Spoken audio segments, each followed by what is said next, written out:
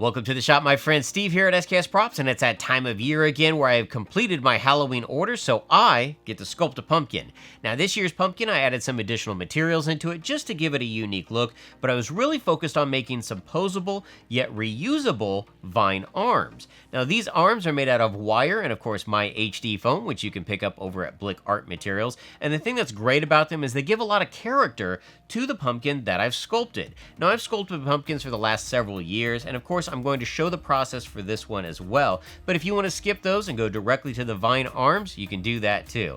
I want to show you what it takes to sculpt this pumpkin and make some posable vine arms. Let's go ahead and get started. When sculpting a pumpkin, I'll use pretty much all the same tools that I do when I'm sculpting clay. My first step is to remove the rind, but when sculpting pumpkins you sometimes run into problems.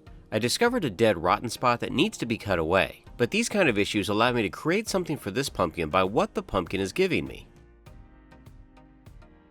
So for this pumpkin, I'm going to use a small saw to cut away the eyes and the mouth. I figure for this, let's just go traditional and do a creepy jack-o'-lantern.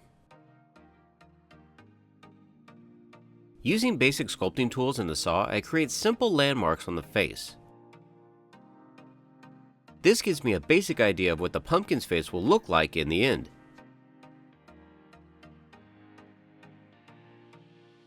To clean out the interior, I use a saw to cut out a hole in the back.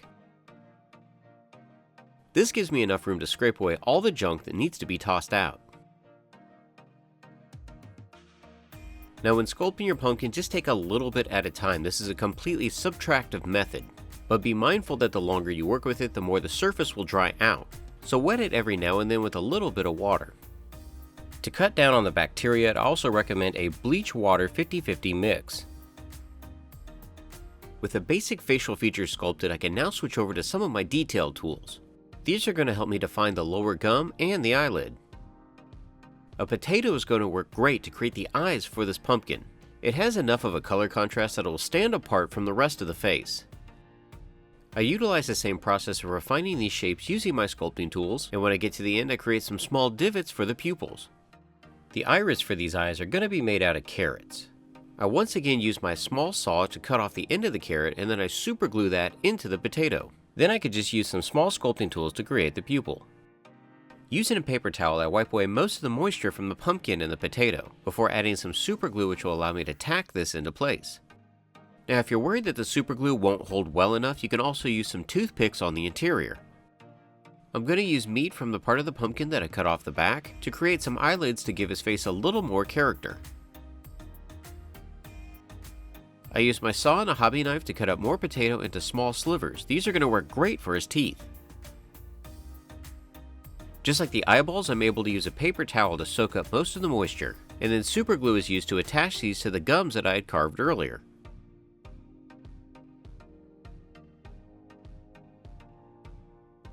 Once I'm satisfied with how the face looks, I can reinsert the back of the pumpkin and keep it in place with a toothpick.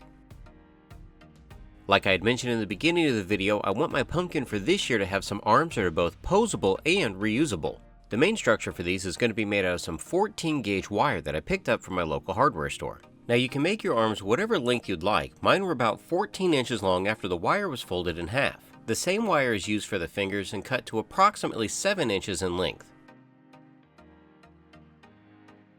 To keep the fingers stationary on the palms, I'm going to be using some 2-part epoxy sculpt. This is an AB compound mixed to a 1:1 ratio. This mixture will harden like a rock and keep these fingers in place.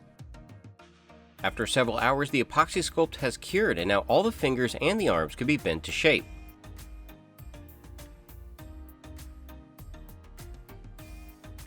To bulk out the wire skeleton, I'm going to be cutting various strips out of 4mm HD foam. The foam is cut and glued onto the epoxy sculpt palm and then wrapped around the arm. This process can also then be repeated for each one of the fingers. Any additional foam can be cut away from the very end.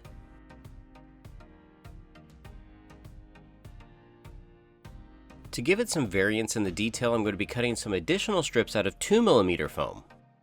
These are going to be significantly smaller than the 4mm strips, and they're going to wrap around the arm to give it that viney texture.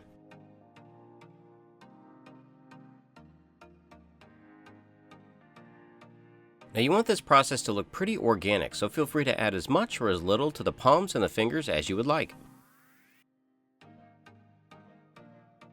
Using a stone cylinder and my Dremel rotary tool, I can now add some detail lines into the foam. This is going to help reinforce that vine bark texture.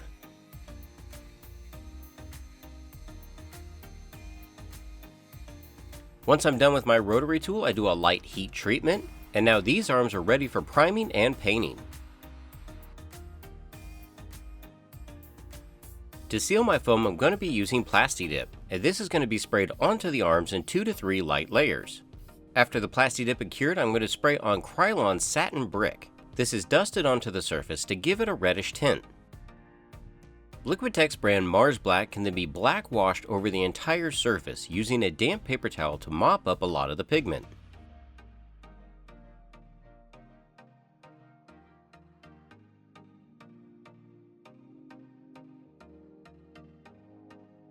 After the process had been completed for both of the arms, I could then use a hairdryer to speed up the dry time.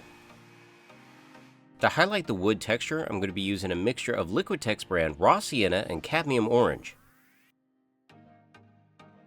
This mixture is dry brushed over the entire surface, making sure to hit the highlights.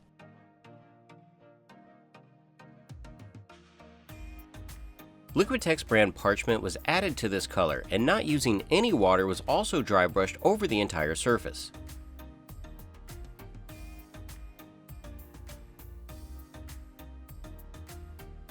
This is where you can tell all those textures put in with the Dremel really pop. I wanted some variance in the pumpkin's face, so I broke out my airbrush and I used some Createx brand Transparent Orange.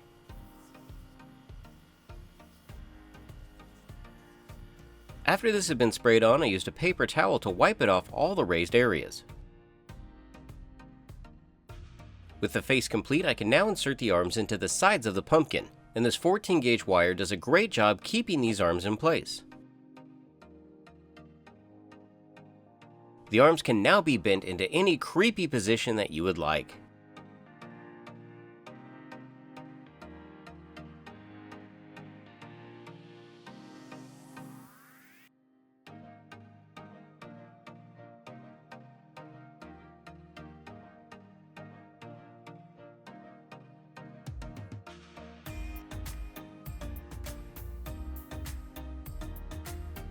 So you all can see the basic steps that I took to sculpt my pumpkin friend here and give him some posable vine arms that I can reuse every year.